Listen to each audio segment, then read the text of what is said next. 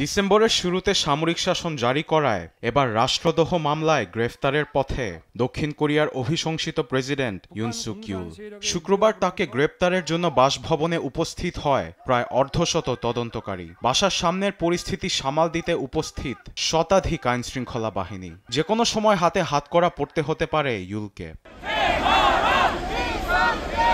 British গণমাধ্যম BBC জানায়, দক্ষিণ কোরিয়ার স্থানীয় সময় শুক্রবার সকাল ৮টায় ৩০ জন তদন্তকারী ইউলকে গ্রেপ্তারের জন্য তার বাসভবনে যায়। তিনি যাতে কোথাও না পালান এর জন্য একাধিক পুলিশ ভ্যান দিয়ে তার বাসভবন ঘেরাও করে রাখে আইনশৃঙ্খলা বাহিনী। এমন সময় তদন্তকারীদের বাসভবনে প্রবেশে বাধা দেয় ইউলের নিরাপত্তা কর্মীরা। এদিকে ইউলকে গ্রেপ্তারে বাধা না দিতে অনুরোধ জানিয়েছেন বিরোধী দলীয় নেতারা, এমনটি বলছে গণমাধ্যম বিবিসি।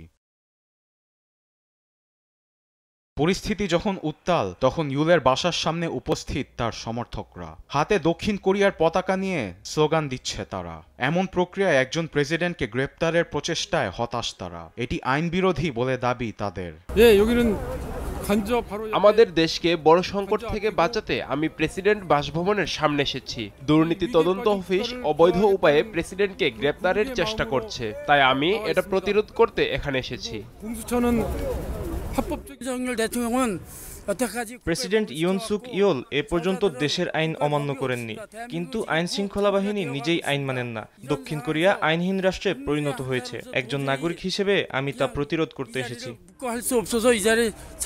অভিশংসিত প্রেসিডেন্ট ইউলের বিরুদ্ধে রাষ্ট্রদ্রোহ মামলাসহ একাধিক মামলার তদন্ত চলছে। মঙ্গলবার আদালতে ওয়ারেন্ট জারি করা হয় ইউলের বিরুদ্ধে। এমন পরিস্থিতিতে ইউলের বিরুদ্ধে দেয়া গ্রেফতারি পরোয়ানা আদালতে চ্যালেঞ্জ করবেন বলে জানান তার আইনজীবী। আরবেদ আফসার, নিউজ ডেস্ক, দেশ টিভি।